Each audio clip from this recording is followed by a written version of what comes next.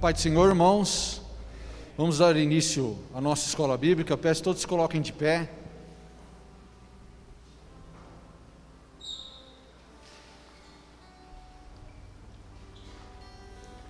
Vamos cantar o hino de número 156 do Inário Braços de Júbilo. Enquanto prepara a projeção, estarei fazendo uma breve oração.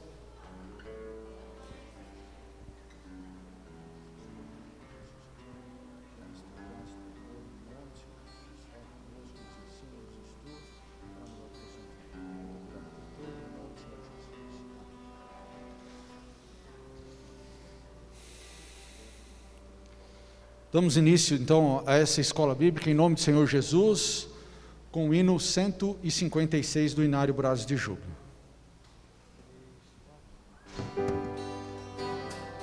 Ele é exaltado, o Rei é exaltado no céu.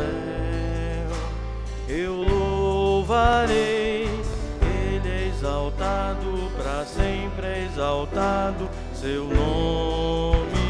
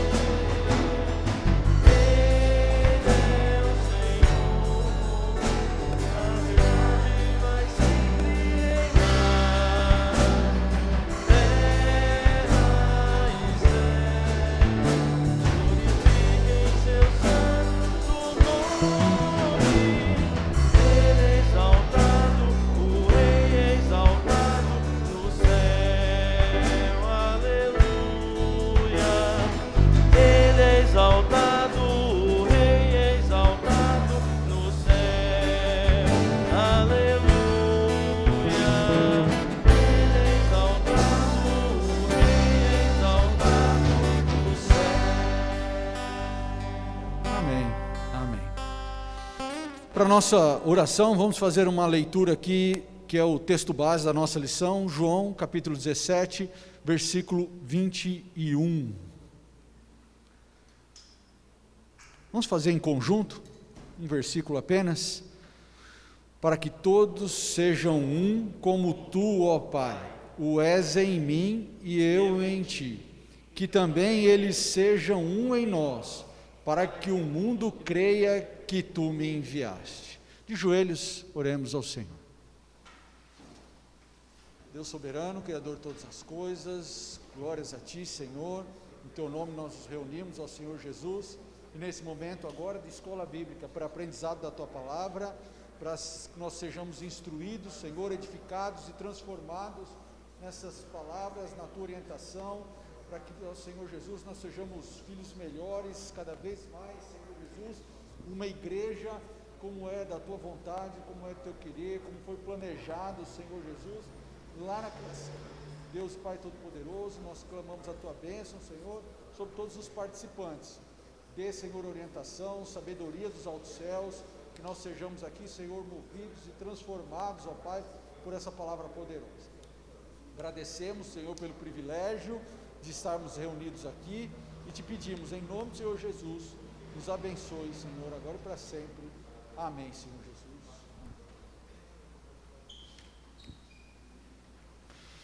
Irmãos, estudo de número 10, que traz como título aqui, uma comunidade atraente.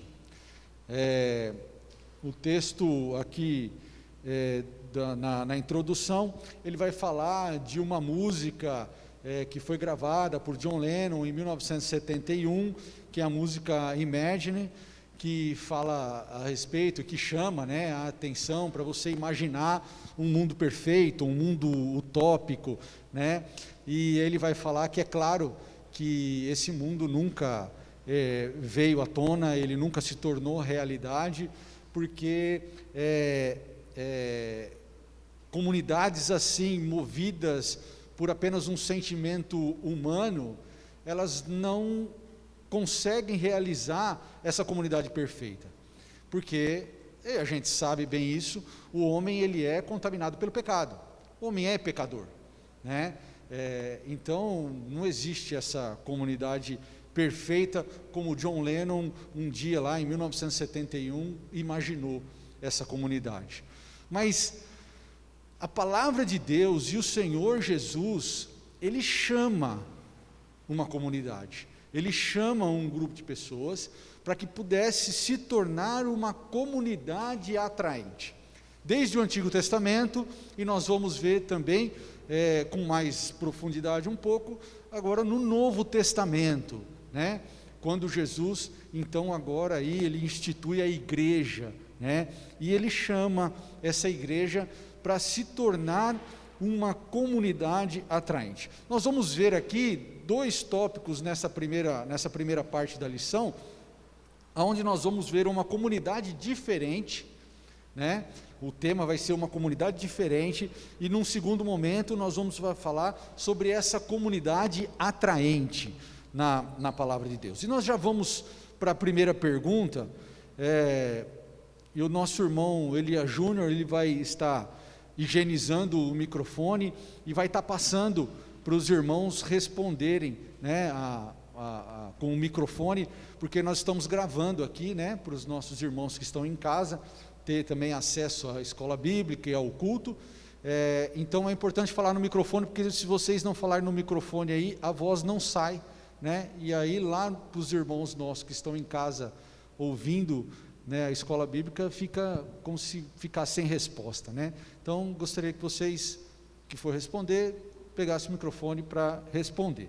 Então a primeira pergunta, ele vai falar de um texto de Gênesis capítulo 12, do versículo 1 ao 3, e depois Deuteronômio 4, eu gostaria que quem depois fosse responder, lesse os 5 e os 6, tá? Deuteronômio 4, 5 e 6, os 2 primeiros parágrafos do item 1, e explique a missão do povo de Deus no Antigo Testamento. A nação de Israel cumpriu seu propósito de ser luz para as nações? Quem gostaria de responder?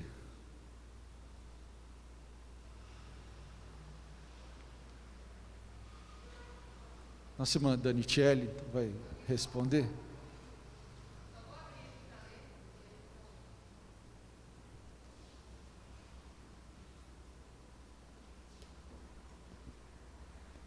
Bom, eu vou ler aqui, né, como está na lição aqui. Primeiro eu vou ler Gênesis 12, do 1 ao 3, para a gente responder.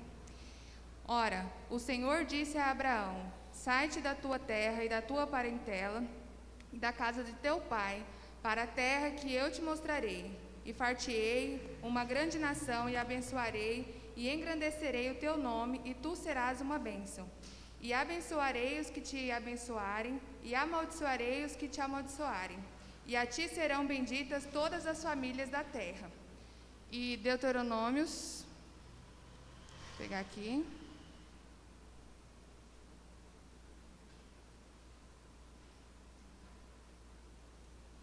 Deuteronômios 4, vou ler os 5 e 6 como o presbítero pediu.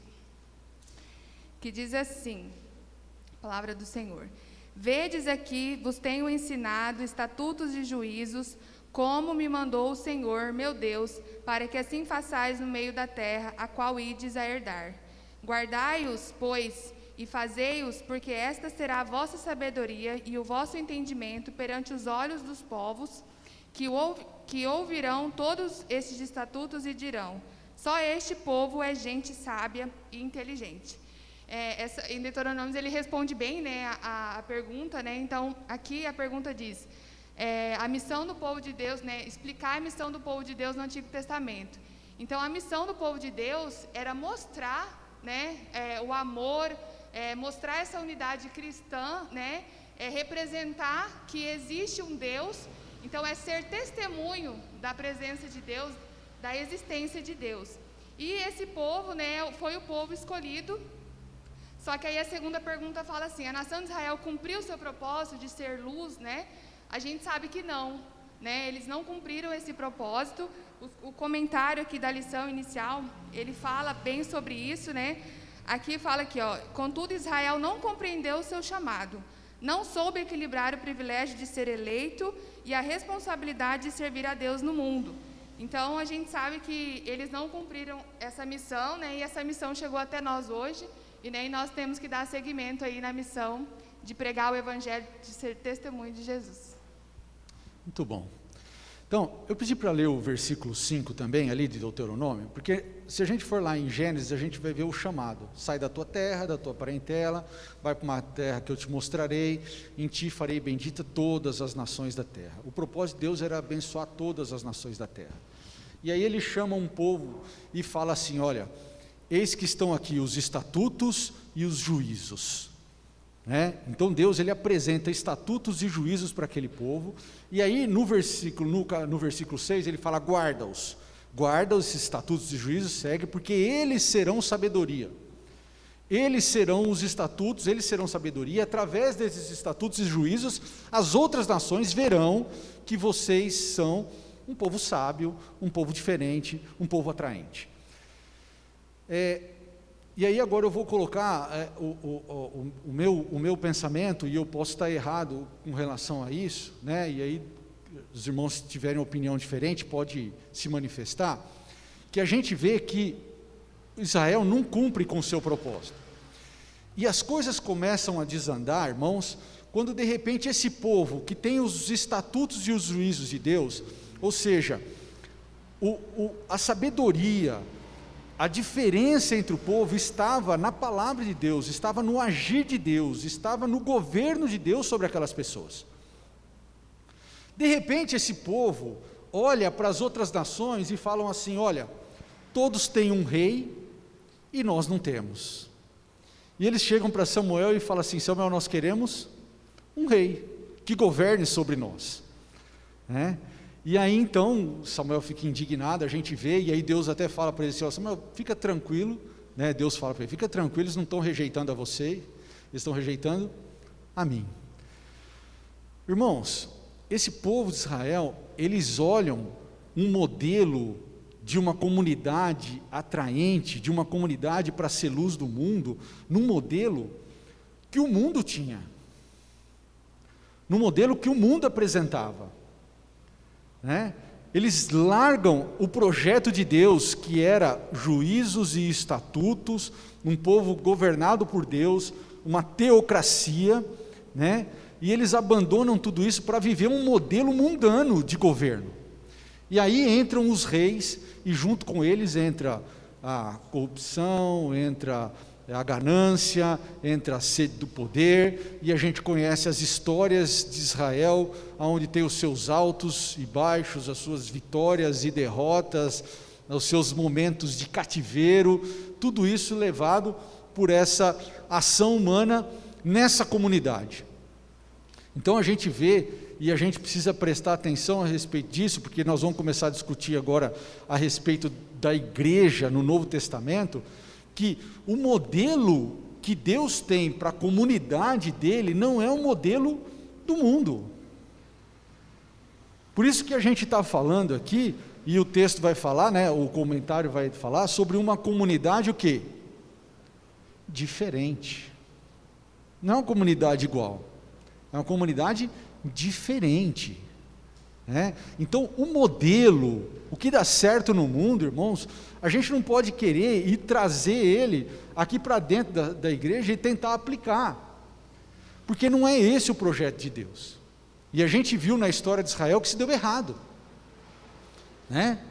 se deu errado, eles não cumpriram com o propósito de ser luz entre as nações.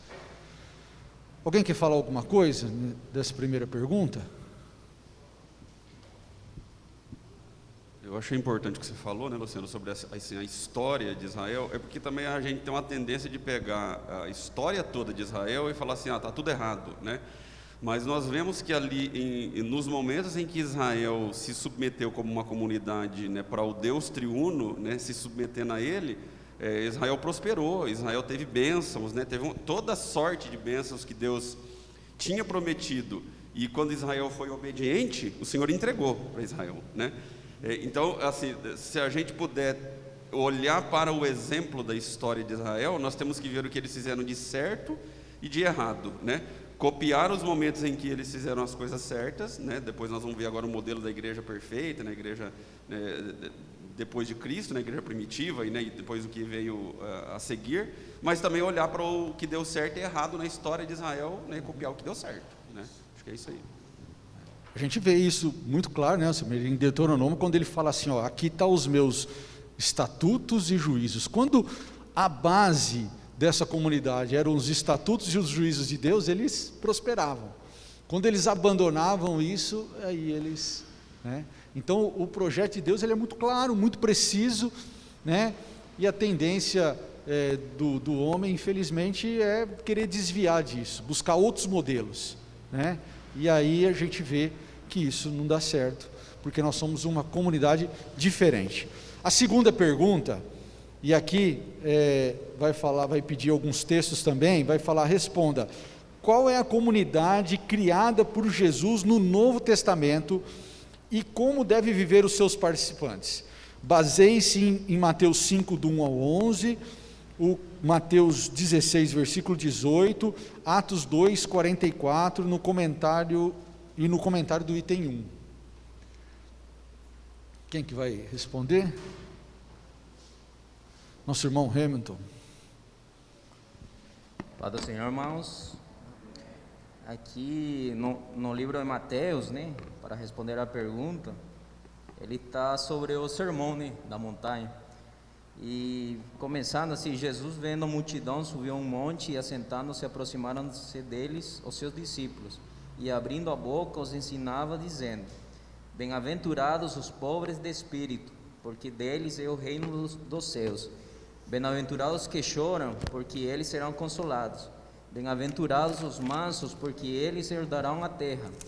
Bem-aventurados que têm fome e sede de justiça, porque eles serão fartos. Bem-aventurados os misericordiosos, porque eles alcançarão misericórdia.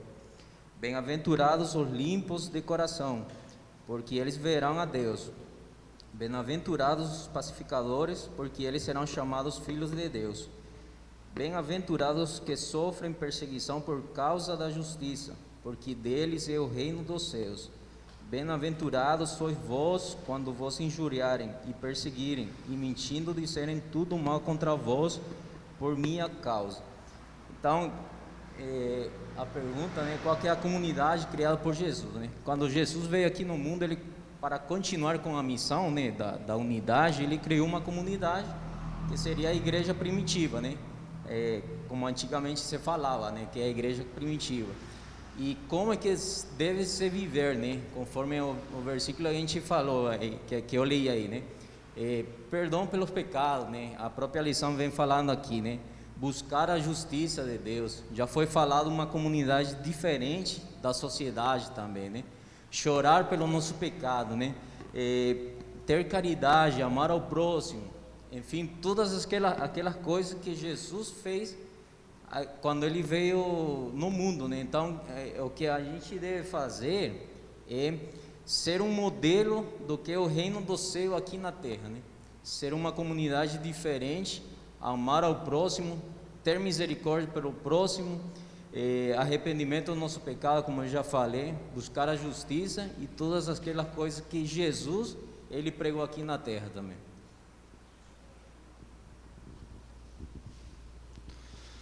Alguém quer falar alguma coisa, complementar? Presbítero Claudecir?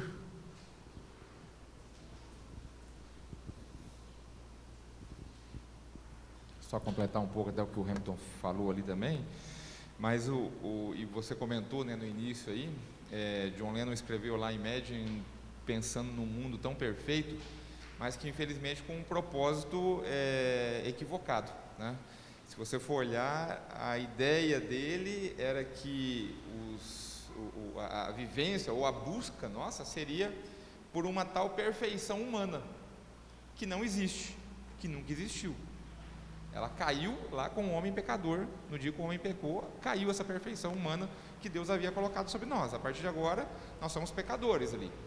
Então, o propósito, quando Jesus, tanto lá no começo, quando Deus tenta ali com o povo de Israel, imprimir neles os propósitos de Deus, e como já foi falado aqui, naquele primeiro momento a igreja consegue caminhar, mas depois se perde. Jesus vem daí agora e também traz os propósitos do reino dos céus para já serem colocados aqui na terra. Isso é importante nós entendermos, que o propósito da missão de Jesus já era começar, ou era algo para ser colocado antes, mas agora ele vem novamente. Ele sim chega ali e coloca uma comunidade completamente diferente. Ele agrega, como nós já falamos aqui, pecadores, ele agrega prostitutas, ele agrega os isolados, né, pela sociedade, aqueles que parecia que não podia jamais chegar numa mesa, sentam juntamente com Jesus. Então nós vemos aqui que essa comunidade chamada alternativa, né, infelizmente nos nossos tempos hoje, tomou um tom ou uma tonalidade, parece que de mal, porque realmente deturparam a palavra comunidade alternativa, mas ela nasceu com Jesus Cristo. Jesus sim, ele quis implantar uma verdadeira sociedade alternativa, no qual todos teriam o mesmo propósito, né? Todos nós vivemos com o mesmo propósito, representar os valores do reino dos céus aqui na terra, o valor de Deus, os valores que Deus propunha para a sociedade, para o homem, quando ele criou lá no princípio, e agora ele coloca para a sociedade. Eram esses objetivos aos quais essa sociedade alternativa deveria colocar: aceitar uns aos outros, né? Aceitar as diferenças, mas não aceitar o pecado, viver numa única comunidade com o propósito de falar deste reino dos céus. Ainda essa comunidade seria imperfeita, porque ela é pecadora, está aqui na terra, mas ela já deveria funcionar dentro dos propósitos colocados para nós lá nos céus. Quando nós formos morar com Jesus, quando nós formos morar nos céus, quando essa terra for refeita novamente, é assim que deve funcionar. Naquele tempo futuro, já deveria começar a ter esses propósitos funcionando aqui. Então a gente vê que se o propósito principal for o próprio homem, aí essa sociedade jamais vai dar certo. Agora, se qualquer propósito que nós colocarmos aqui for de adorar, de exaltar a Deus, de exaltar os seus propósitos, de colocar eles à frente de qualquer objetivo nosso, aí com certeza nós teremos sucesso em levar essa sociedade alternativa, né, ou essas ideias muito avançadas talvez para o mundo moderno hoje, para que todos possam também aceitar e vivermos nessa mesma comunidade, né? Bom, a gente vê esse chamado, a impressão que eu tenho quando eu leio esse texto aqui, do Sermão da Montanha, as Beatitudes, nós somos chamados para ser uma comunidade diferente, como nós estamos discutindo nesse primeiro momento, e eu acho no texto aqui que nós nunca fomos desafiados a ser tão diferentes quanto nos tempos de hoje. Nunca. Nós somos tão desafiados a ser diferentes como... assim, é difícil a gente falar porque a gente não viveu épocas passadas, né? Nós vivemos o hoje, a gente tem o experimento do que a gente vive aqui nos nossos dias a dia, mas a gente vê a história, né? E hoje ele vai falar: bem-aventurados os que choram. Como que o mundo vê as pessoas que são sensíveis, que choram, né? Bem-aventurados os mansos. Como que o mundo corporativo vê os mansos? Ele vai falar: bem-aventurados que têm fome e sede de justiça, bem-aventurados que são misericordiosos. A gente olha essas bem-aventuranças, bem-aventurados os que são limpos de coração, né? Bem-aventurados os pacificadores, bem-aventurados os que sofrem. Como é que essa pessoa aqui, ela consegue se encaixar no mundo lá? Vocês percebem, irmãos, que Jesus Cristo realmente chama a gente para ser uma comunidade diferente daquilo, do projeto que o mundo impõe, ou do que o mundo propõe, do que seja bom, do que seja certo, do que seja correto. A gente está cansado de dizer isso, que o cristão, ele nada contra a correnteza, ele vai na contramão do mundo, e está cada vez mais claro essa diferença entre o que Cristo propõe e o que o mundo propõe. E a gente, mais uma vez, voltando lá na primeira pergunta, né, e complementando aqui na segunda, seria um erro trágico a gente olhar modelos mundanos de comunidades atraentes, modelos mundanos de comunidades que deram certos, e tentar aplicar isso aqui dentro da igreja, porque o projeto de Deus é que sejamos uma comunidade diferente. E, mais uma vez, a impressão que eu tenho, né, da visão que eu tenho de mundo, é que nós nunca fomos desafiados tanto a ser diferente como nos dias de hoje, né? Então essa comunidade é a igreja, né? A gente vê lá Cristo chamando Pedro e falando assim: tu és Pedro, né, e sobre esta pedra edificarei a minha igreja, né? A gente vê Atos 2 lá, que fala que eles viviam em comunhão, no partir do pão, faziam tudo juntos, uma comunidade unida, né? Então é isso que é a comunidade criada por Jesus no Novo Testamento, né? Uma comunidade de um comportamento diferente do que o mundo propõe. Terceira pergunta, nós vamos aqui, de acordo com a oração feita por Jesus, do texto básico que nós lemos lá, e mais alguns versículos, de João 17, 21 a 23, qual o propósito da unidade cristã? Qual a importância dada por Jesus a esta questão? Nós somos chamados a viver uma unidade cristã, né? Qual que é o propósito dessa unidade cristã e qual a importância dada por Jesus a essa questão? Quem que vai responder?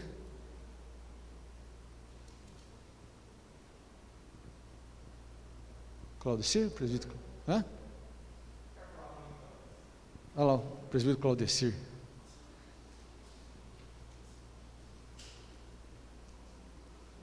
Hoje pela manhã, até ouvindo um pedaço da transmissão da igreja também, da geral, né, sobre a lição, falou uma frase bem interessante, né?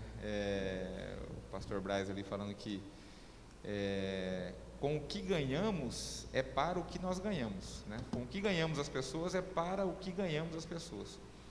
Então, assim, é interessante a gente pensar sobre esse fato, porque se a gente for lá no mundo, faz um grande show, faz uma grande exibição, né? Distribui prêmios, né? Faz aí grandes coisas lá. A pessoa que vai lá e ganha de repente por este evangelho lá, no outro final de semana, vocês acham que eles querem o quê? Ir para dentro de uma igreja pequenininha lá num bairro lá, com de repente uma pessoa talvez com um violão lá e um pregador na frente só? Não quer.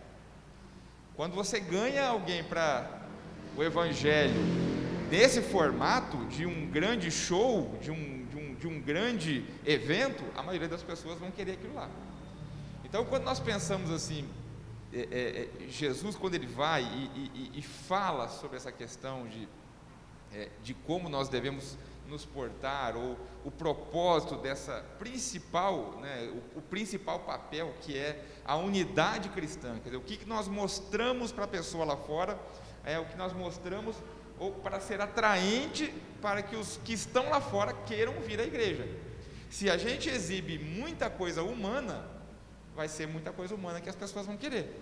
Então, por isso que o nosso papel, já fomos falado aqui dos desafios de nós como cristãos atuais, é de mostrarmos o que é unidade cristã, olhando uns para os outros, dentro de um processo de simplicidade, para que aqueles que estão lá fora possam desejar, almejar viver em meio a esta comunidade, por mais simples que ela possa parecer, por mais simples, singela que de repente ela seja.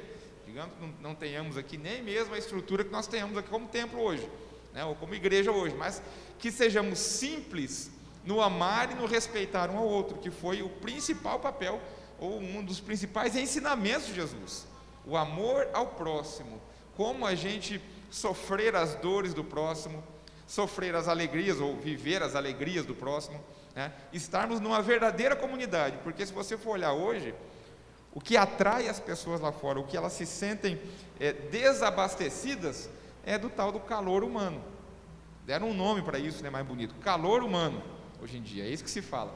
O que é o calor humano? Nada mais é do que a atenção de um para com o outro, de experimentar o sofrimento um do outro também quando ele está sofrendo, de se alegrar um com o outro quando está alegre também. E é isso que Jesus mais pregou naquilo ali. Pegou a sociedade daquele jeito que ela estava naquele tempo, totalmente desestruturada, praticamente com castas, né, ali, com pessoas mais beneficiadas pela sociedade, com pessoas menos beneficiadas, com um reinado tentando se impor, né, em cima do povo de Israel naquele tempo, com pessoas querendo-se ou deixando-se corromper por essas ideias, para poder se manter num certo nível, e a grande maioria das pessoas queria apenas atenção. Foi isso que Jesus fez, ele deu atenção para as pessoas, ensinou os discípulos a ter atenção e amor pelas pessoas, assim como Deus e Ele ama a todos e querem salvar a todos. Então, quando você percebe e observa exatamente que o principal propósito, quando Jesus fala sobre unidade da igreja, ele está o tempo todo focando no amor ao próximo. Ele não fala os outros complementos, vamos dizer, né?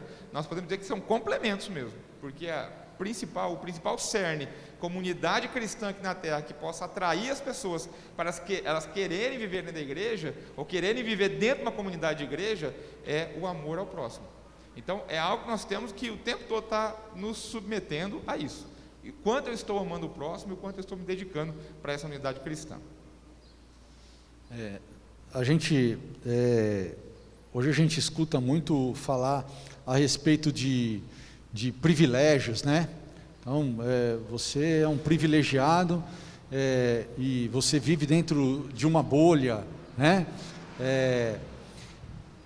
Na verdade, a gente, às vezes, acaba, como comunidade cristã, a gente acaba se encaixando nessas situações, sabe? Porque, na verdade, viver uma comunidade cristã é um privilégio. Viver igreja é um privilégio.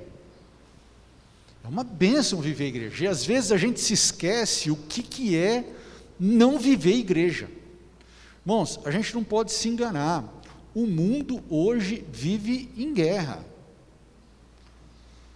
né? O Claudecir falou a respeito desse amor ao próximo. Isso não existe dentro das famílias, isso não existe dentro do casamento, isso não existe no local de trabalho, isso não existe nas relações de amizade.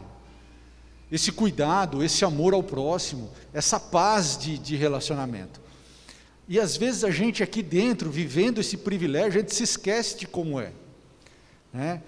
E o que o mundo busca é isso, é essa paz, é essa harmonia, e quando ele encontra aqui, quando ele chega aqui na igreja e encontra esse ambiente, aí ele consegue ver Cristo, que é o que ele fala aqui, ó, no versículo 21, para que todos sejam um como tu és em mim, e em ti também eles sejam um, para que o mundo creia que tu me enviaste. O fato de existir paz nessa bolha que a gente vive aqui, que é a igreja, que é a comunidade cristã, manifesta que Cristo é o Filho de Deus. Porque diferente daquilo que John Lennon imaginou, nunca se concretizou, apesar de várias tentativas, nunca se concretizou aquela paz, aquele ambiente perfeito utópico. Já na igreja, sob o agir de Deus, sob o agir do Espírito Santo, sobre o agir de Cristo na nossa vida, é possível viver uma comunidade atrativa e diferente daquilo que o mundo propõe, mas sob o agir do Espírito Santo. Então, o fato da gente viver em harmonia, em amor, suportando uns aos outros, amando uns aos outros, manifesta que Jesus Cristo é o Filho de Deus. Essa é a importância dada por Jesus nessa questão, né? Quando ele fala assim, olha, para que o mundo creia que tu me enviaste, na oração que ele faz ao Pai, né? Então, a importância do fato da gente viver essa harmonia, de viver esse amor entre os irmãos, revela o fato de Jesus ser o Cristo, né? Diferentemente, por exemplo, de uma comunidade que vive em pé de guerra, né? Que nós vamos ver agora nessa quarta pergunta, última dessa primeira parte aqui, que vai falar, comente o que representa a desunião dos cristãos para o mundo sem Cristo.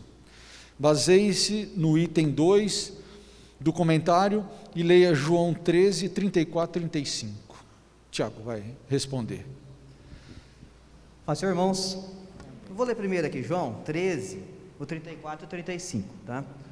Que fala assim, por isso, agora eu lhes dou um novo mandamento, amem uns aos outros, assim como eu os amei, e vocês devem amar uns aos outros. O seu amor uns pelos outros provará ao mundo que são os meus discípulos. Então essa pergunta é interessante, eu falo assim, olha, o que representa para o mundo a desunião dentro da igreja? Eu gosto de pensar muito, vamos pensar no contrário, no que a união dentro de algum local pode fazer. Quando eu penso em união, você pensa em entrosamento. Vamos lembrar de 2014, Copa do Mundo 2014, Brasil e Alemanha, uma lembrança super agradável para todos os brasileiros, super tranquilo. Brasil tomou 7-1. Cara, você via o time da Alemanha jogando, parecia que até quem estava no banco de reserva sabia o que o outro jogador ia fazer. Um estava correndo para cá, o outro já estava se posicionando do outro lado, tinha um entrosamento no time ali que era fantástico. Outro time que eu gostava de acompanhar também era a Holanda, né, a Laranja Mecânica, que também sempre teve um entrosamento fenomenal dos caras. Então você pensa num time que também não vamos, agora não tanto, né? Mas o São Paulo já teve a sua época, né, de anos dourados ali, sua época de ouro já teve, tá, gente? Então você pensa num time que tem um entrosamento. Qual que é a capacidade desse time dentro de um campo de futebol? Cara, não tem, pode ter o outro time, pode ter o melhor jogador do mundo, mas se o outro time não tiver entrosamento, não vai. Entrosamento é o que faz algo ser fortalecido. Então imagina para o mundo olhando uma igreja em pé de guerra.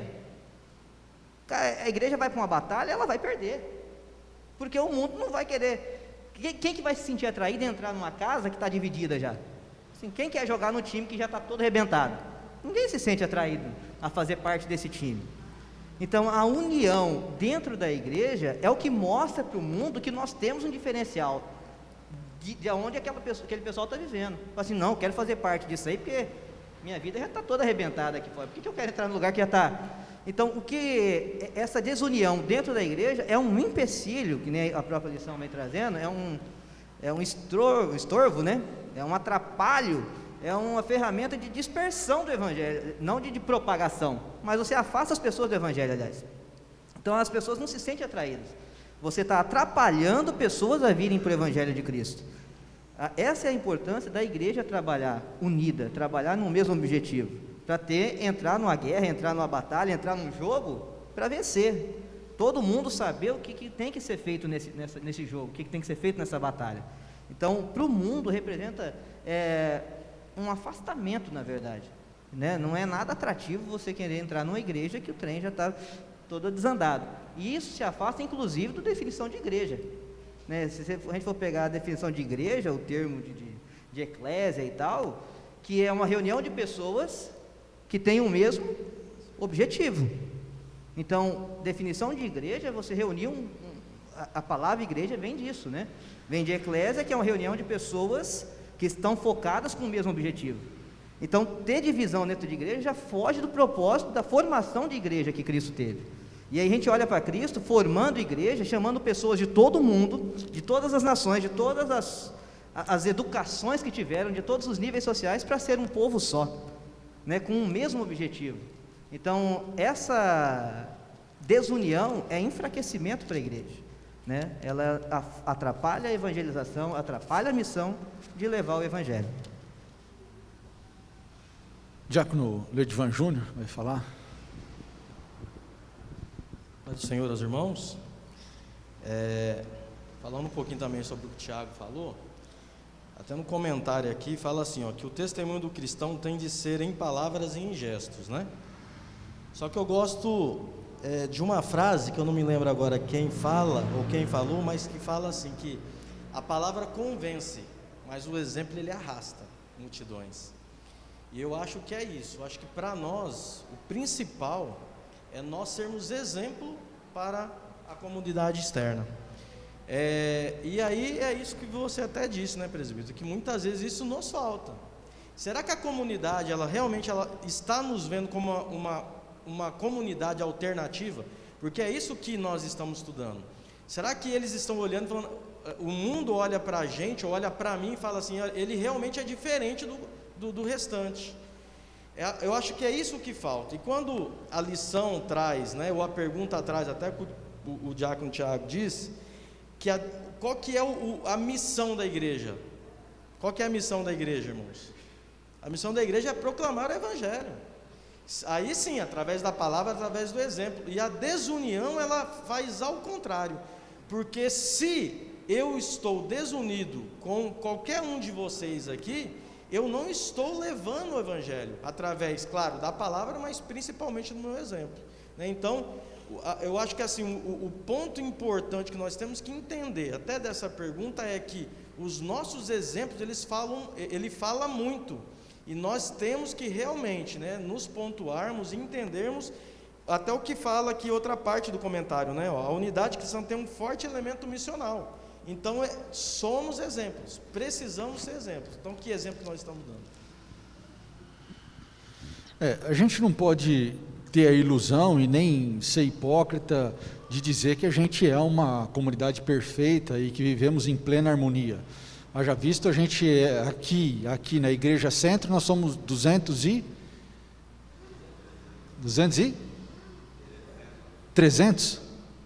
Mais de 300 membros, né? Então, assim, seria hipocrisia da nossa parte dizer que esses 300 e tantos membros vivem em plena harmonia e entendimento, né? É lógico que nós temos os nossos problemas, as nossas dificuldades, mas como corpo de Cristo, irmãos, isso é um alerta que a gente faz aqui, como corpo de Cristo e uma comunidade unida, essas desavenças, essas dificuldades, elas têm que ser discutidas aqui dentro da igreja, entre nós, como acontece com família. Quem nunca se desentendeu com a família, com um irmão, com um pai, com um filho? A gente se desentende com família, mas as coisas são tratadas lá dentro, né?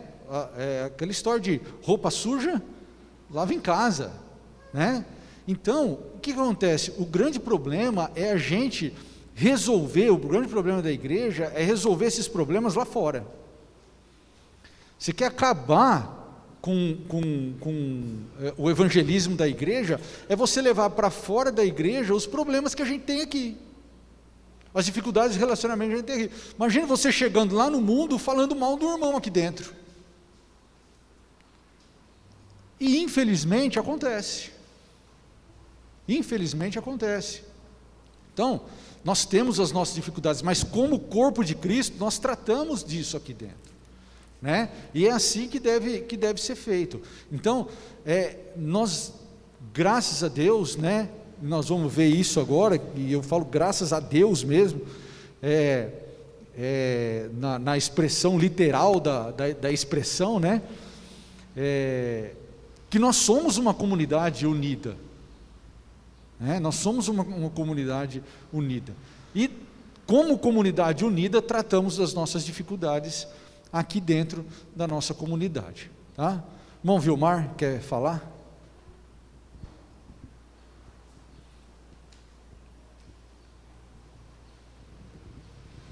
Paz do Senhor, igreja. Sobre o que o Leidivan falou aí sobre dar exemplo, é o que todo mundo está olhando, né? Exemplo que a maioria querem ver exemplo ruim para criticar, né? Mas esses últimos dias, o exemplo aqui da igreja foi muito lindo, o que aconteceu com a família da Dulce, né? A irmã dela. No dia que aconteceu isso, o pessoal aqui fugiu da cabeça agora, o pessoal dos músicos, né? Foram lá, a orquestra foi lá e fez uma homenagem, né? No sábado à tardezinha lá. Então, um exemplo lindo para os vizinhos que criticavam a gente, falaram, mas que lindo que é. O pessoal veio dar um conforto, né? E sobre o trabalho que a gente faz também na casa dos irmãos, toda a turma que nos rodeia lá, que não são cristãos, acho muito lindo esse trabalho, né? Então, acho que o exemplo é que tudo que o pessoal de fora enxerga. Ou é exemplo mau ou bom. Isso aí. Então, segunda parte, mais alguém quer falar alguma coisa? Vamos passar para a segunda. Então, a segunda parte vai falar, aplicando o tema, ele vai falar, para ser uma comunidade atraente, vivamos um relacionamento profundo com Deus. E ele faz uma pergunta aqui, é possível ter unidade horizontal, ou seja, unidade entre os irmãos, sem ter uma unidade vertical, ou seja, uma unidade com Deus, com o Senhor? De que forma prática você pode intensificar seu relacionamento com Deus para que o mundo conheça mais a Ele e seu amor por nós?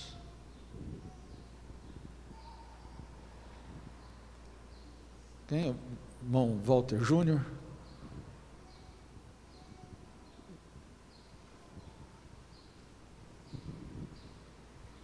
Eu analisando tudo que está falando, aí a mente da gente vai vindo vários versículos, né? E também que do dia a dia, a gente vê a questão da disparidade, né?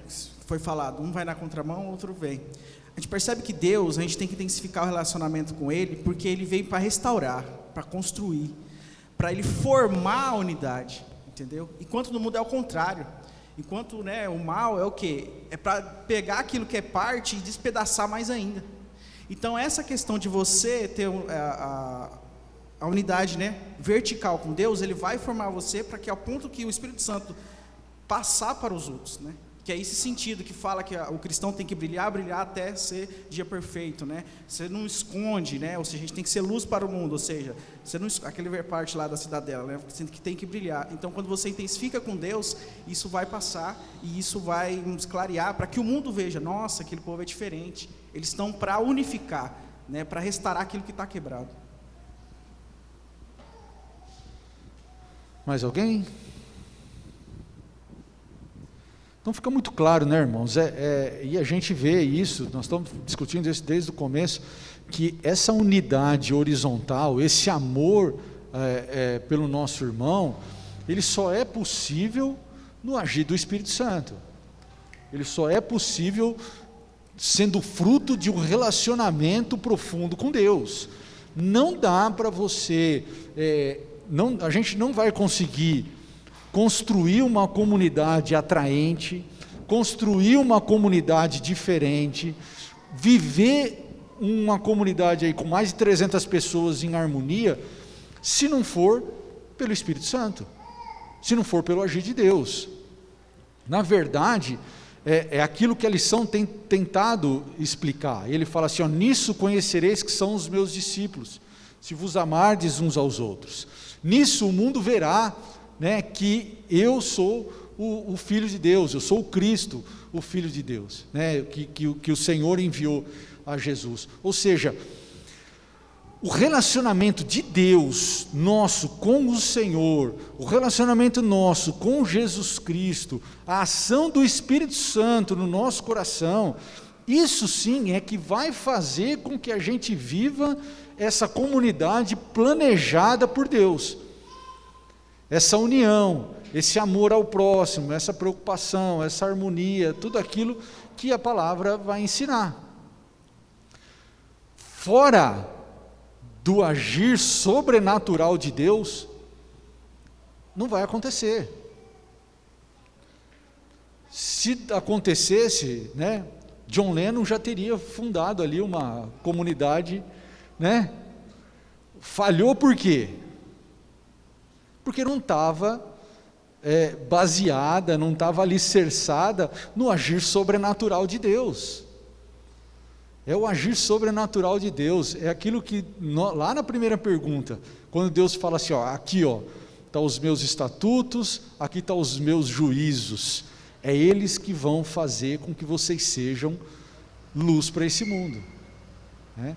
Então, a presença de Deus, o agir de Deus, o relacionamento pessoal com Deus, é que vai fazer com que a gente possa conseguir ser essa comunidade diferente, atraente e unidas em amor.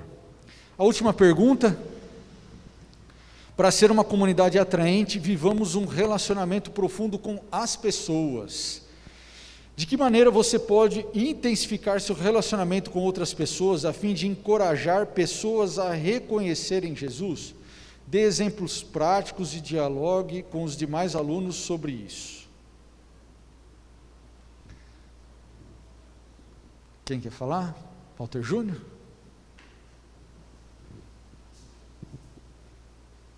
Estava lendo antes de vir para cá um livro sobre, chama Especialista em Pessoas, e ele estava dizendo que, assim, uma frase, né, você atrai aquilo que comunica, relacionamento com outras pessoas. Aí fala que Jesus tinha pessoas próximas. A questão é o objetivo dessa comunicação, né, para as pessoas reconhecerem Jesus, o propósito específico, a claridade naquilo que você vai pregar, naquilo que você vai mostrar. E o outro versículo que vem na minha mente é você tendo noção das coisas, por exemplo, você ser simples e ao mesmo tempo prudente, né? Você pregar a Cristo mesmo, ter esse propósito correto e claro no seu coração, né? Eu quero restaurar, e buscar a capacitação de Deus para isso, né? Para ser igreja, né? Irmão Ledivan Júnior, diácono Ledivan Júnior. Eu acho que, quando a gente fala de exemplos, acho que a gente pode citar vários aqui, principalmente no momento que nós estamos vivendo, né? Vilmar acabou de citar um exemplo aqui, né? A gente pode citar outros exemplos de alguns irmãos que passaram situações delicadas aqui, né? Eu falei, né, um tempo atrás aqui do meu exemplo, né, do que aconteceu aí quando eu estava com suspeita, do quanto a igreja em si, os irmãos foram carinhosos para conosco. E quando a gente fala assim, de que maneira a gente pode intensificar o relacionamento com outras pessoas, a fim de encorajar as pessoas a reconhecerem Jesus, é exatamente isso. É eu demonstrar o meu amor por você. A igreja em si, demonstrar o amor um para com o outro, irmãos. Aí é aquilo que o presbítero Claudecir até disse. É o amor. Se nós não temos, não tem como. Não tem como. Entra até o que fala um pouquinho, até a quinta pergunta. Se eu não tenho um relacionamento vertical com Deus, é impossível eu ter um relacionamento, né, horizontal. Não tem como. Se eu não amo a Deus, eu não amo o meu irmão. Se eu não perdoo o meu irmão, aí a Bíblia até mesmo fala, como que Deus vai nos perdoar? Então, primeiro com Ele. E aí fala, são vários exemplos, irmãos, mas exemplos de amor. A questão é que a gente está vivendo um mundo tão louco hoje, e é louco, esse mundo é louco, que é cada um por si. O comentário fala isso, cada um por si, e o outro está sofrendo, né, e o outro está lá necessitado, e a gente não está nem aí, e estamos assim na bolha, né? Aí a bolha assim, do eu ou da família. Ah, cara, não é a minha família, ele que se vire, né? Não sou eu, não estou nem aí. E não é assim, a Bíblia não é isso, o que nós estamos estudando não é isso, Cristo não é isso, Cristo é amor. E o que nos falta hoje, o que falta no mundo, irmãos, é amor. Se você vai olhar, é o amor que falta, né? Questões políticas, é amor, né? Questões de relacionamento, é amor. Isso que nos falta. Então, a partir do momento que nós entendemos isso e colocamos o amor de Deus, de Cristo, e externamos isso para o nosso irmão, para o outro, né? Aí nós teremos essa comunidade do qual nós estamos estudando hoje. Acho que o cerne dessa pergunta é isso, é demonstrar, né? O texto aqui, para a gente encerrar, por causa do nosso tempo, vai falar, a oração de Cristo deixa claro que a unidade que ele tem em mente é feita de amor. Uma unidade que tem suas raízes no fundo do coração, mas que se manifesta em ações visíveis. Irmãos, amor, eu já falei isso, né? O texto fala com bastante clareza, amor não é para ser sentido, Amor é para ser demonstrado. Não dá para você chegar e falar, eu tenho amor pelos meus vizinhos, eu tenho amor pelos meus amigos, né? Eu tenho amor pelos meus irmãos, e você tratá-los com indiferença.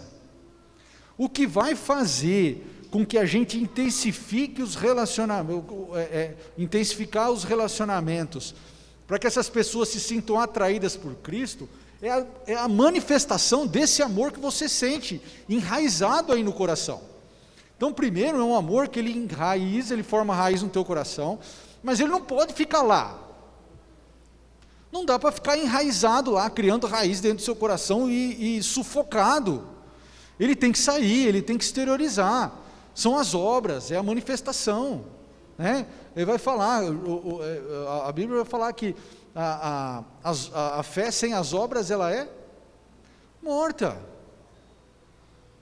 Então, a manifestação do amor que você sente pelas pessoas, pelos amigos, o que vai fazer com que essas pessoas se encorajem a reconhecer Jesus como Senhor de suas vidas. Mais alguém, irmãos?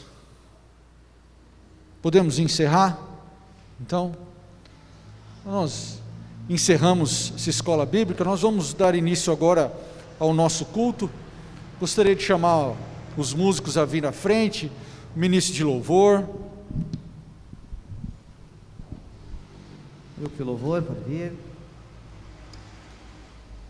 Nós vamos fazer oração pelo recolhimento da oferta. Nesse momento, a diaconisa Rose está com a oportunidade de fazer oração.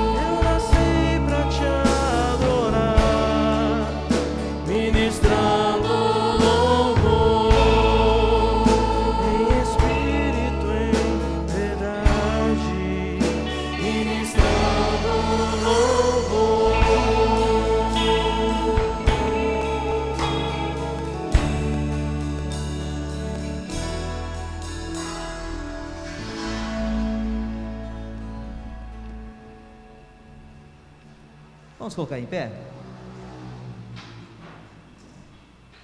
Vou ler o Salmo 150, se algum irmão quiser acompanhar. Salmo 150. Diz assim: louvado seja o Senhor, louvem em seu santuário, louvem-no em seu majestoso céu, louvem-no por seus feitos poderosos, louvem a sua grandeza sem igual, louvem-no com um toque de trombeta, louvem-no com a lira e com a harpa, louvem-no com tamborins e danças, louvem-no com instrumentos de cordas e flautas, louvem-no com o som de símbolos, louvem-no com símbolos ressonantes. Tudo que respira, louve ao Senhor. Louvado seja o Senhor. Irmão, se a gente for ver o conceito de louvor, louvor é exaltar, engrandecer, é reconhecer a grandeza de algo ou de alguém. Isso é louvor. Quando a gente olha para os Salmos, que está falando assim, louvem a Deus, é como se o salmista estivesse falando para a gente assim: olha, você já olhou a grandeza de Deus? Você já parou para pensar na grandiosidade das coisas que Deus fez? Você já parou para pensar na grandiosidade das maravilhas que Deus realizou na sua vida, na minha vida? Então você, olha, você já olhou para Deus e viu quão grandiosa é a obra de salvação? Você já viu o quanto Deus é grandioso? O salmista fala: se você reconhece isso, se você reconhece que Deus é grande, que Ele faz maravilhas, que Ele faz coisas grandiosas, então declare isso, publicamente. Cara, é muito comum a gente, em datas especiais, declarar publicamente no Facebook, no Instagram, um parabéns para alguém, assim: olha, essa pessoa é maravilhosa. Deus está pedindo para a gente fazer isso todo dia, com os nossos lábios, com a nossa vida, com o nosso exemplo, como foi falado na lição. Exaltar a Deus é reconhecer a grandeza de Deus, é reconhecer a maravilhosa obra de salvação, é reconhecer o quanto Ele é digno de ser exaltado. Então, reconhecer que Deus é grandioso nas nossas vidas requer que nós declaremos isso publicamente. Então vamos louvar a Deus, louvar, reconhecer que Ele é merecedor de adoração.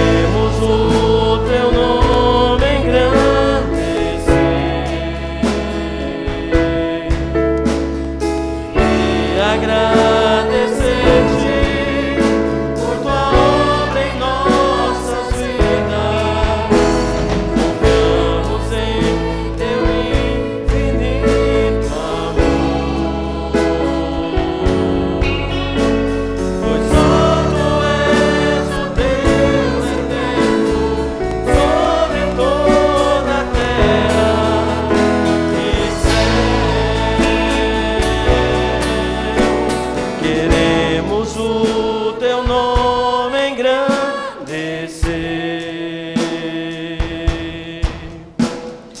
e agradecer-te por tua obra em nossas vidas. Confiamos em teu infinito amor, pois só tu és o Deus sobre toda a terra e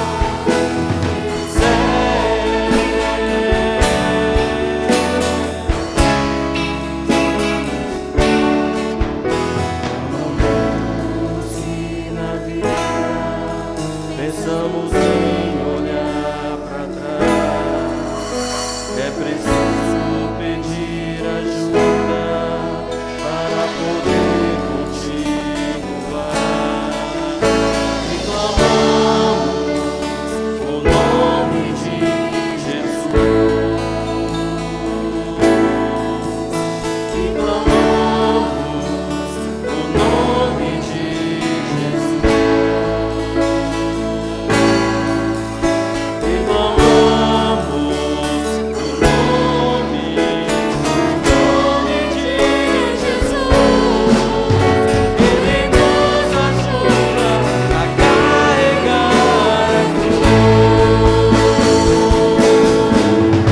E clamamos o nome de Jesus. E clamamos o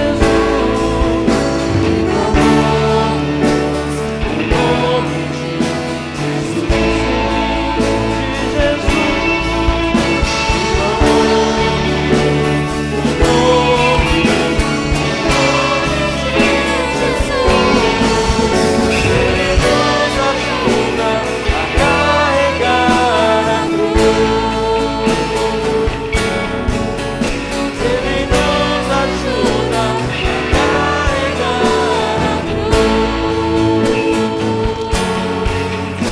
Ele nos ajuda a carregar.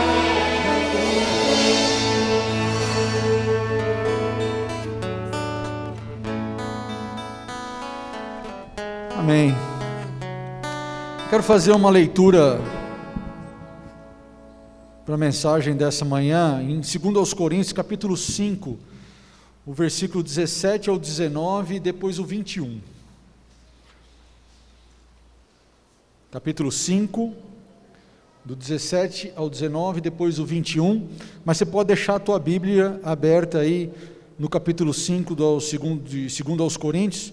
Nós vamos falar aí e meditar nessa manhã, pensar um pouco a respeito da palavra de Deus, dos versículos 11 até o 21, que na minha Bíblia aqui traz o título, o Ministério da Reconciliação. Vamos falar nessa manhã acerca da reconciliação que Deus fez conosco.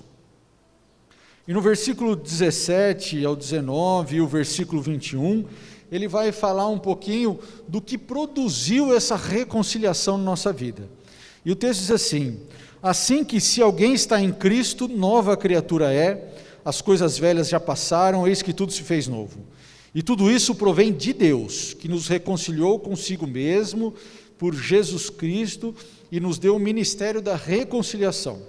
Isto é, Deus estava em Cristo, reconciliando consigo o mundo, não lhes imputando os seus pecados, e pôs em nós a palavra da reconciliação. Versículo 21, aquele que não conheceu o pecado, o fez pecado por nós, para que nele fôssemos feitos justiça de Deus. Deus soberano, Criador de todas as coisas, louvamos, exaltamos e bendizemos ao Teu nome para sempre, Senhor. Tu és o Rei, o Senhor, o Criador, o Remidor, aquele que nos dá, Senhor Jesus, a oportunidade e o privilégio da vida eterna. Por isso queremos aqui, todos os dias da nossa vida, engrandecer e bendizer ao Teu santo nome e confessar, Senhor, com boca e coração, que o Senhor é o nosso Senhor, o qual nós servimos ao Pai de livre e espontânea vontade. Nessa manhã nós vamos falar a respeito dessa reconciliação, dessa grandiosa obra que o Senhor fez conosco, que o Senhor fez por nós, Por isso, Senhor Jesus, aqui nós já agradecemos por tão grande obra, por tão grande amor demonstrado sobre a nossa vida pecadora, Senhor.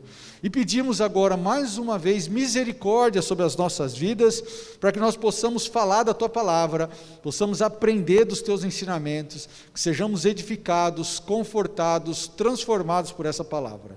Nos ajude, nos abençoe. Eu creio, Senhor, no Teu agir sobre a nossa vida, sobre a vida da Tua igreja, sobre a minha vida, que estou com a responsabilidade de levar a Tua palavra. Eu creio no Teu agir, em nome de Jesus eu oro agradecido.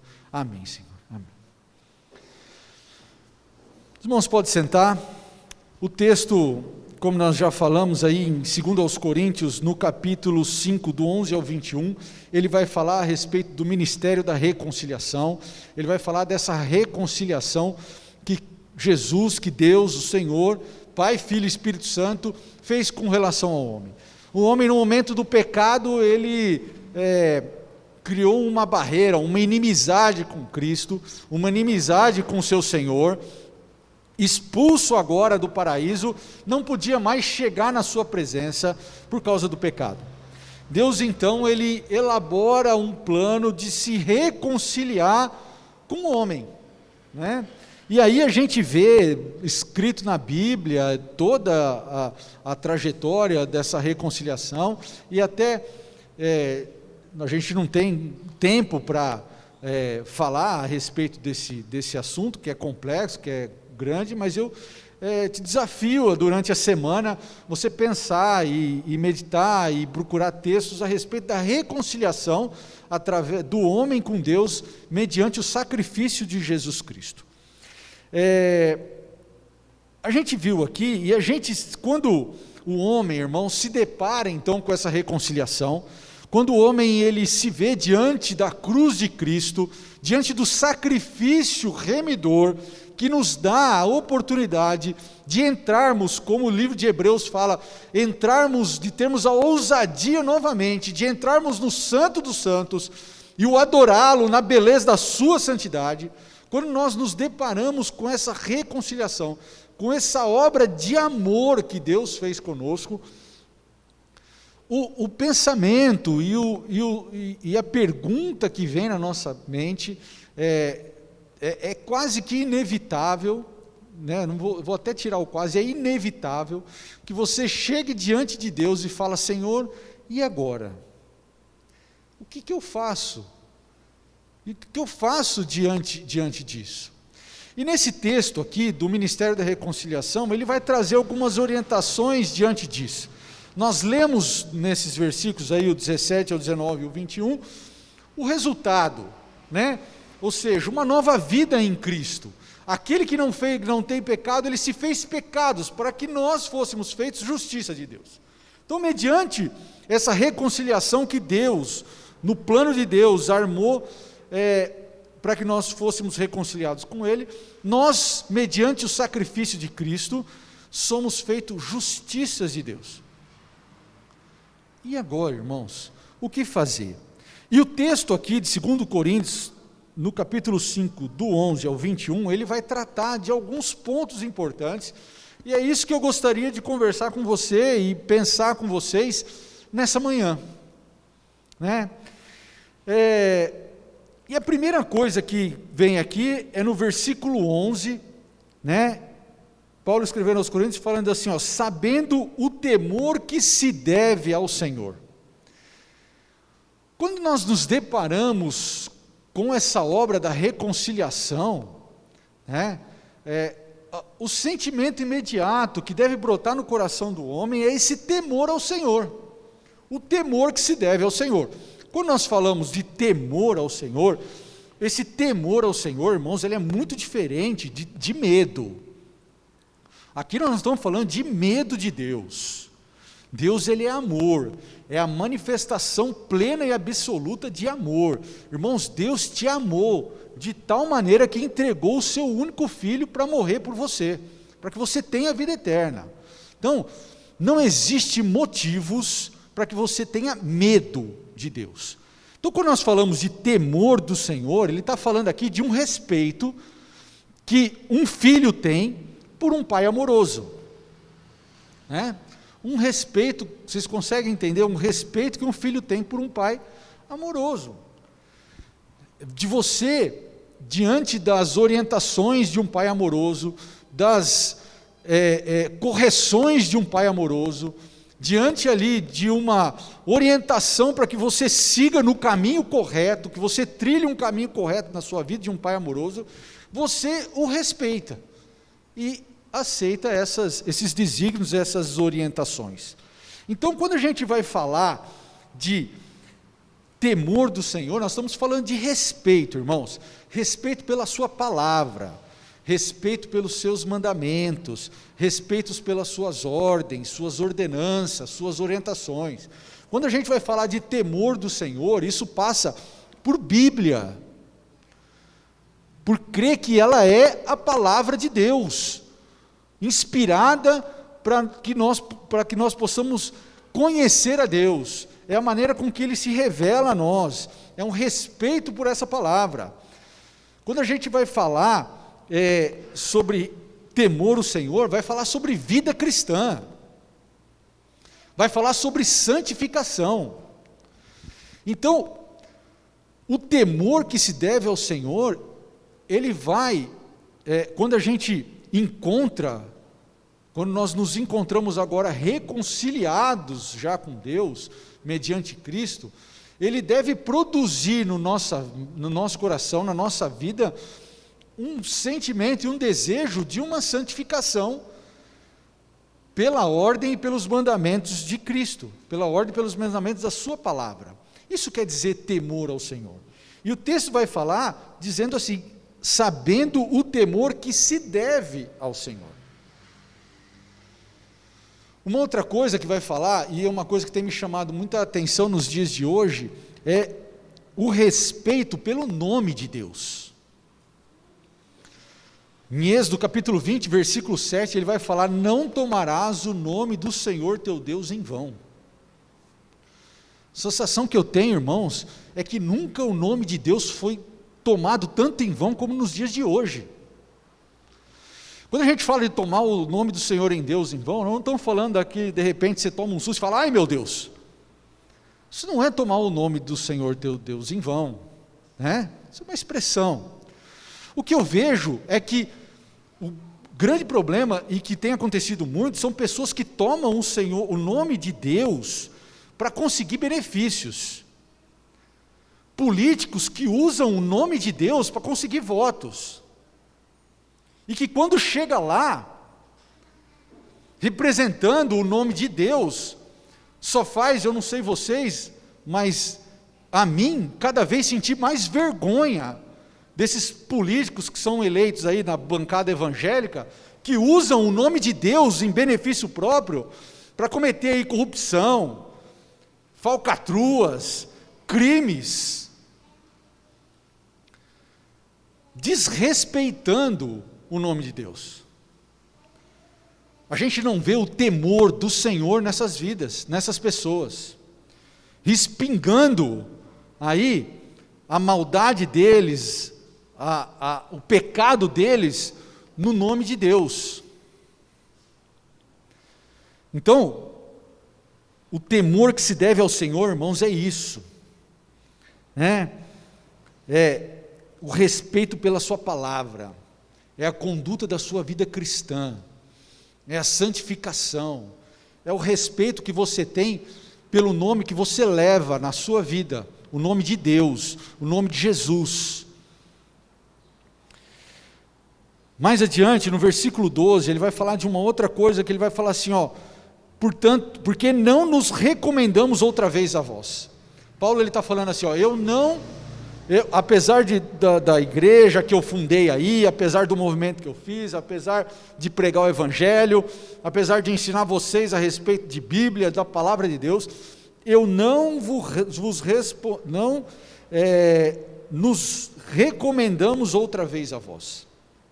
Irmãos, diante dessa reconciliação que a gente vê, o ministério da reconciliação, o ato da reconciliação de Deus conosco, toda ela é mérito de Deus.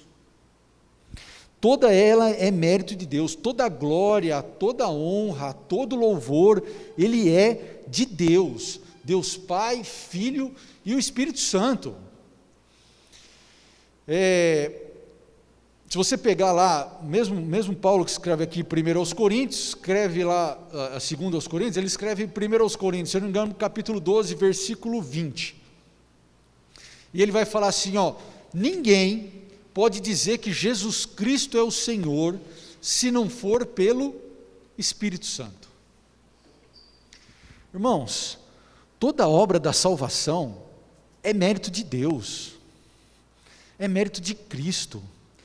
Lembra daquele momento, daquele dia que você levantou a sua mão, ou de repente você nem levantou a mão, mas no seu coração você falou, Jesus Cristo é o meu Senhor? Lembra desse dia que você falou, eu aceito Jesus como Senhor da minha vida? Lembra daquele dia que você falou, eu vou seguir Cristo, eu vou entrar para essa igreja, e eu vou seguir os passos de Cristo, porque Jesus Cristo é o meu Senhor, é o Senhor e Salvador da minha vida? Nem isso, irmãos, é mérito teu, porque ninguém pode dizer que Jesus Cristo é o Senhor, se não for pelo Espírito Santo. Toda obra da salvação, ela é mérito de Deus. Se você pegar depois, e eu gostaria que você lesse, hoje a gente não vai ter tempo, em João capítulo 3, versículo 22 a 36, marca aí depois para você ler, João capítulo 3, 22 ao 36, ele vai falar do testemunho de João Batista, quando ele encontra no deserto o Cordeiro de Deus que tira o pecado do mundo. Ele encontra o Cordeiro de Deus que tira o pecado do mundo. Irmãos, é um testemunho de tirar o fôlego. Uma coisa linda que João Batista fala, quando ele encontra Jesus Cristo no deserto e reconhece ele como o Cristo, que tiraria o pecado do mundo. E no meio desse texto, no meio desse testemunho, no capítulo 3, versículo 30, ele vai falar uma coisa fantástica, que ele vai falar assim, é necessário que ele cresça e eu diminua. Irmão, jamais, em toda a obra da salvação, em toda a obra da reconciliação, a gente pode tomar um mérito para a gente, tomar um mérito para um pastor, tomar um mérito para uma pessoa, para um ser humano. Todo o mérito, ele é de Jesus Cristo. Em Colossenses, no capítulo 3, versículo 11, ele vai falar também assim, olha, Paulo falando também, onde não há grego, não há judeu, circunciso ou incircunciso, bárbaro, cita, servo ou livre, mas Cristo é tudo em todos. Quando nós nos deparamos com a reconciliação, irmãos, nós temos que crer e ter no nosso coração esse sentimento de que toda obra é de Cristo, toda glória é a Cristo, toda honra é de Cristo. Ele é tudo em todos. Eu já cansei de falar e vou repetir mais uma vez, falei algumas vezes aqui no púlpito, mas eu sempre falo na minha sala lá no fundo, né, que eu tenho orgulho de dizer da Igreja Adventista da Promessa, que ela não tem um dono. Eu tenho orgulho de dizer que a Igreja Adventista da Promessa, o dono dessa igreja é Jesus Cristo. Nós temos sim uma organização, né? Organização, que tem lá o presidente, né? E todas as suas diretorias, as diretorias regionais que coordenam todas as coisas. Nós temos um pastor que cuida das igrejas, mas o dono dessa igreja, ela é Jesus Cristo. As pessoas que estão na direção da Igreja Adventista da Promessa, elas vêm, são eleitas a cada 4 anos para administrar a igreja, e é necessário que isso aconteça, porque tem toda uma organização para administrar, mas o dono da igreja é Cristo, e não poderia ser diferente, irmãos. Uma igreja não pode ter um outro dono que não seja Jesus Cristo. Uma igreja não pode ter uma outra cabeça que não seja Jesus Cristo. O corpo não pode ter uma outra cabeça que não seja Jesus Cristo. Se for diferente, está errado. Está errado. Paulo, quando ele faz toda a obra missionária, e talvez o maior missionário que já pôs o pé sobre a face dessa terra, E ele chega para a igreja e fala assim, ó, eu não vos recomendo a nós. Não é mérito meu. Olhem para Cristo. O mérito é todo dele. Seguindo mais adiante, ele vai falar aqui também no versículo 14, porque o amor de Cristo nos constrange. Esse texto é fantástico, né, irmãos? O amor de Cristo nos constrange. É impossível a pessoa que se depara de verdade diante da reconciliação que Cristo fez conosco, lá na cruz, sofrendo tudo aquilo por nós, não fique constrangido diante de tão grande amor. Quando nós olhamos para a declaração de amor de Deus por nós, quando nós olhamos para o ato de amor de Deus por cada um de nós, enviando seu Filho para morrer por nós, num sacrifício vicário, é impossível nós não ficarmos constrangidos com isso. Só que esse constrangimento, irmãos, ele tem que ser materializado, como nós falamos aqui na escola bíblica. Da mesma maneira que o amor, ele tem que se materializar, esse constrangimento da reconciliação de Deus conosco, ele também tem que se materializar. Esse constrangimento, ele tem que te levar a um desejo de adorar a Deus. O amor de Cristo nos constrange, me constrange a ponto de eu querer adorá-lo. O amor de Cristo me constrange a ponto de eu querer servi-lo, a ponto de eu querer segui-lo, a ponto de eu querer obedecê-lo, a ponto de eu querer entregar a minha vida a Ele, e dizer, Senhor, o Teu amor me constrange tanto, que eu entrego a minha vida a Ti. A minha vida é tua, você pode fazer o que você quiser dela, porque o ato de amor que você fez por mim é grandioso demais. A gente não pode ficar apático diante disso. E eu quero te falar uma coisa, se de repente esse amor, se você se deparou com a reconciliação, e esse amor não te constrangeu a ponto de você sentir o desejo de adorar esse Deus e de servir esse Deus, então talvez você não tenha encontrado ainda com a reconciliação de Deus. Porque não dá para a gente ficar apático diante de uma manifestação tão grande de amor. Não dá para a gente não sentir nada diante da salvação, do sacrifício vicário de Cristo por nós. O amor de Cristo tem que nos constranger, tem que nos envergonhar diante do meu pecado, diante dos desejos da minha carne, e mesmo assim, Cristo decidiu morrer por mim. O amor de Cristo nos constrange. Vamos adiante, e ele vai falar um pouquinho do efeito desse constrangimento, quando ele fala assim, olha, e ele morreu por nós, para que os que vivem agora, não vivam mais para si, mas para aquele que por eles morreu e ressuscitou. Bom, ele vai falar agora que aquele que encontrou essa reconciliação com Deus, não vive mais para ele. A vida que agora vive, ele vive em Jesus Cristo. É isso que o mesmo Paulo fala aqui na frente, no próximo livro aí, em Gálatas, no capítulo 2, versículo 20. E aqui tem uma coisa interessante, presta atenção no que ele fala. Já estou crucificado com Cristo, e vivo não mais eu, mas Cristo vive em mim. E a vida que agora vivo na carne, vivo-a na fé do Filho de Deus, o qual me amou e se entregou a si mesmo por mim.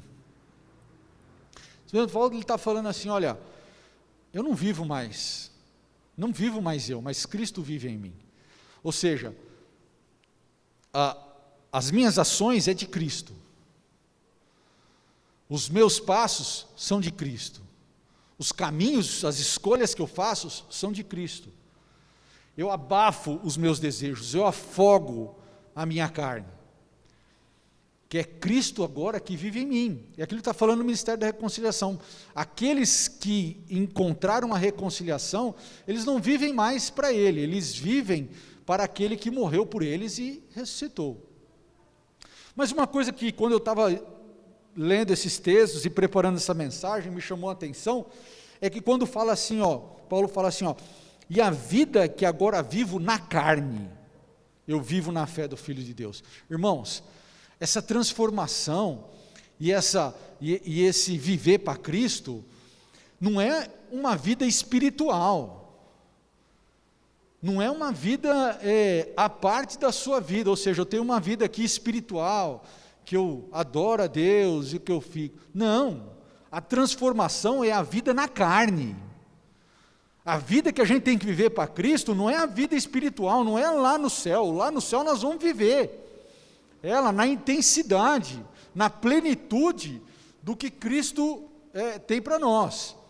Mas viver Cristo é agora, é na carne. A vida que eu vivo na carne, Paulo está falando, eu vivo na fé do Filho de Deus. A transformação, ela não pode ser algo interior, não pode ser algo do seu coração. A transformação de viver em Cristo, ela tem que ser na vida carnal, ela tem que apresentar nas nossas decisões diárias, no nosso comportamento, no dia a dia, no nosso relacionamento com as pessoas, quando nós tanto estamos falando, nas lições durante desse trimestre agora. É a vida que eu vivo na carne. Essa é que tem que ser vivida para Cristo. O que tem que ser mudado, o que tem que ser transformado, o que tem que ser abafado, o que tem que ser sufocado, é a sua carne, é o seu desejo, é a sua vontade, é o seu pecado, para que não vivo mais eu, mas Cristo vive em mim. Para que a gente possa cumprir agora com a última orientação aqui, de segundo aos Coríntios, que ele vai falar no versículo 20, da sorte que nós somos embaixadores da parte de Cristo. A partir do momento que você foi reconciliado com Cristo, reconciliado com Deus, no ministério da reconciliação, a partir desse momento você agora é embaixador de Cristo. Você representa Cristo aqui. Reconciliados com Deus agora, nós somos embaixadores de Cristo. O embaixador, irmãos, é aquele que representa o seu país, a sua pátria, o seu líder, numa terra estranha. E exatamente esse deve ser o nosso comportamento como embaixadores de Cristo. Representar Cristo nessa terra, representar o reino de Deus nessa terra estranha. Representar o reino de Deus nesse mundo que jaz no maligno, levando a sua palavra, mostrando quem é o Cristo, representando o que é que representa, quais são os valores da sua palavra, os valores que ele representa, aquilo que nós pregamos, aquilo que nós acreditamos, não só em palavra, mas em comportamento. A palavra de Deus vai falar que nós somos um livro lido por todos os homens, um livro aberto, livro por todos os homens. E a grande pergunta que a gente tem que fazer é, como embaixador de Cristo, nesse mundo que jaz no maligno, o que as pessoas estão lendo no seu livro? O que você tem mostrado ao mundo como embaixador de Cristo? Como que você tem representado Cristo, o reino de Deus nesse mundo? Como que você tem levado o nome de Deus? E aí a gente volta lá no começo, né? Que eu falei de não usar o nome de Deus em vão. Quantas e quantas vezes, por atitude, nós falamos o nome de Deus em vão, como embaixadores. Eu sou embaixador, eu sou cristão, sou embaixador de Cristo, mas não nos comportamos como como embaixadores de Cristo e acabamos não levando o seu reino, a sua palavra, né, os seus pensamentos, os seus valores, o seu projeto e o plano de salvação para a humanidade. Que a reconciliação que Deus tem, e a reconciliação que Deus fez contigo, ela não fique apática, não fique em vão, ela não fique ali no esquecimento, mas que ela produza esses frutos na sua vida. Eu sei que às vezes é duro a gente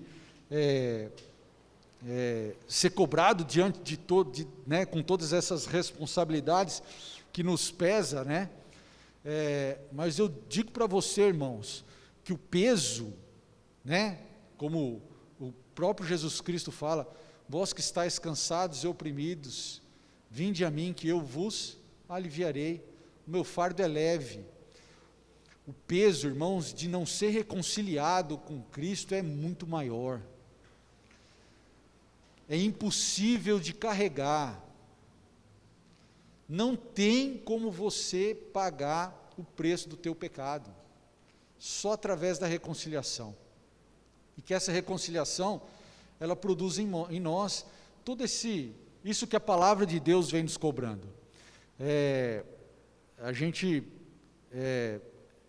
fala, né, a respeito daqui, que a gente não obedece, para ser salvo. A gente obedece porque é salvo, né? É essa a expressão, a gente obedece porque é salvo. Que a salvação ela vem de graça, pela graça de Deus. Jesus Cristo te aceita do jeitinho que você é, como você está. Só que Ele te ama tanto, que Ele não se conforma em te deixar do jeito que você está. Ele te quer melhor. E essa é a transformação que a palavra de Deus propõe para cada um de nós. Deus nos abençoe e que essa reconciliação de Deus possa produzir em nós esses frutos dignos de arrependimento que a palavra de Deus nos traz. Vamos colocar em pé, irmãos? Nosso tempo já está bastante avançado, nós vamos fazer oração. Essa semana nós vamos orar, a família da semana, o diácono Alcemir, Cristiane, a Beatriz, a Isabela, a família também da Luzia e do Ledivan, né? Então vamos orar em favor dessas famílias, que Deus possa abençoá-los, guardá-los. Tem mais algum pedido de oração? Orar o nosso irmão Elias Júnior pediu para mim orar em favor da Andréia, a irmã dele, né, que está com alguns sintomas. Então que Deus possa cuidar, guardar, né, em nome de Jesus, seja curada para a glória do teu santo nome. Irmã Dulce também, vamos orar então pela diaconisa Dulce. Mais algum pedido?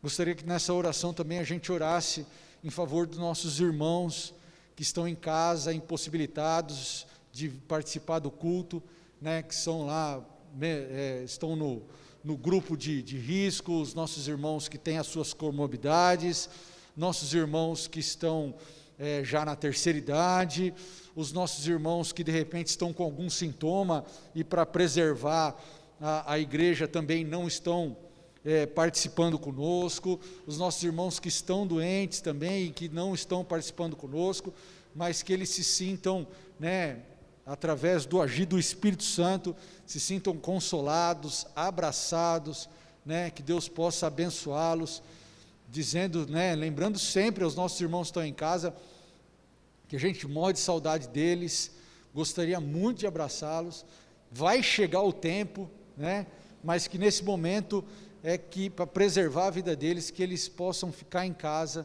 e da maneira possível, né, nós estamos aqui junto com alguns irmãos, não vou falar o nome, porque senão posso, né, aqui sendo injusto com os nossos irmãos, mas muitos irmãos envolvidos no projeto de filmagem, de gravação, de captação do som, né, Então, que Deus possa abençoar e eles possam ser assistidos através dessa maneira online. Então, não vamos esquecer dos nossos irmãos que estão em casa, que sejam abençoados. Mais algum pedido de oração? Então, de joelhos, vamos lembrar dos pedidos. Em nome de Jesus, oremos.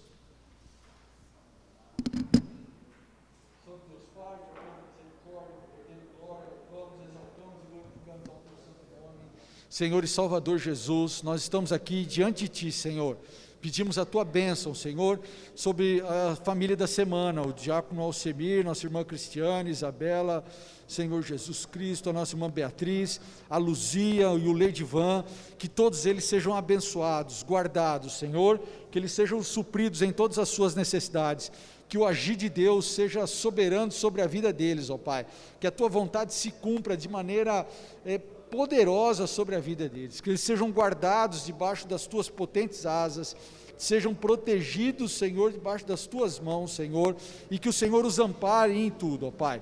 Proteja-os, Senhor, nesses momentos difíceis, dê força, ó Pai, para que possam continuar trilhando no Teu caminho, que eles se sintam, Senhor, abençoados, guardados, Senhor Jesus, em comunhão com toda a Tua igreja. Deus de amor e misericórdia, eu te peço aqui em favor de nossa irmã Andréia, que o Senhor guarda ela, cura ela dessa enfermidade, em nome do Senhor Jesus, que nenhum mal, Senhor, esteja sobre a vida dela, mas que em nome do Senhor Jesus seja curada de todos os males. Abençoe nossa irmã Dulce também, diaconisa Dulce, que o Senhor possa ser por ela, guardá-la, Senhor, em nome do Senhor Jesus Cristo, que nenhum mal também prevaleça sobre ela.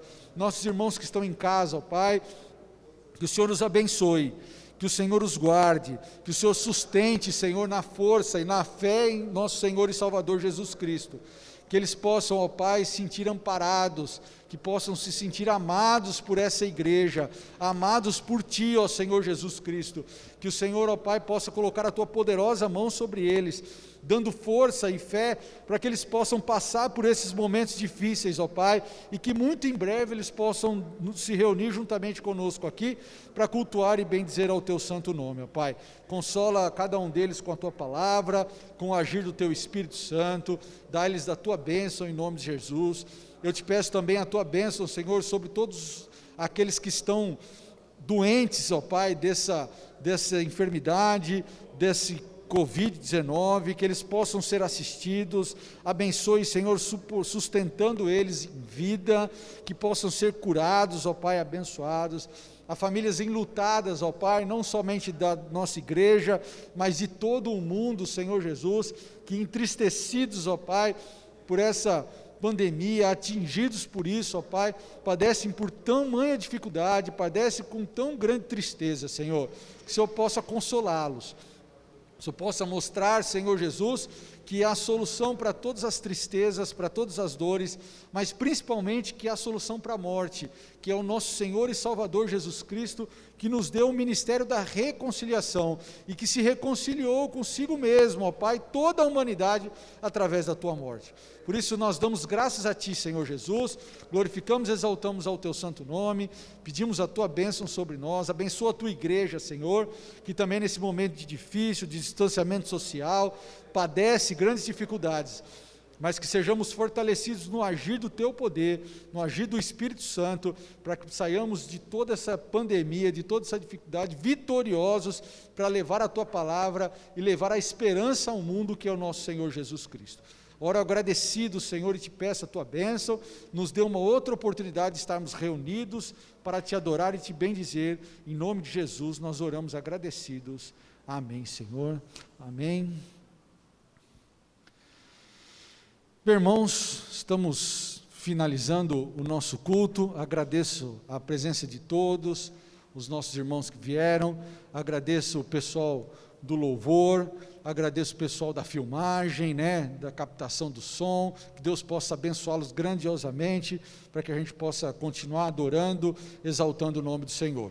Só um aviso, amanhã vai ter o casamento da Ju e do Wagner, não é toda a igreja está convidada, algumas pessoas, para que não tenha aglomeração, principalmente os padrinhos e os parentes, mas às 19 horas teremos culto normalmente, tá, irmãos? Então, amanhã às 19 horas terá culto normal, apesar do casamento que vai acontecer mais cedo. Então, venha, né? Se você não tiver no grupo de risco, não tiver comorbidade, não tiver doente, venha para participar do culto e celebrar ao nome do Senhor Jesus. Vamos colocar em pé. Mais algum aviso? Tudo bem? Então tá bom. Deus nos abençoe, nos dê um final de sábado abençoado, né? Guardados e protegidos no agir de Deus, e que possamos nos encontrar novamente para adorar e exaltar ao nome do nosso Senhor Jesus Cristo. Curva sua fronte, nós estaremos sendo despedidos com a bênção apostólica. Que a graça do nosso Senhor e Salvador Jesus Cristo, o grande e eterno amor de Deus Pai, comunhão e consolação do Espírito Santo, seja com todos vós, agora e para todos sempre. Amém, Senhor.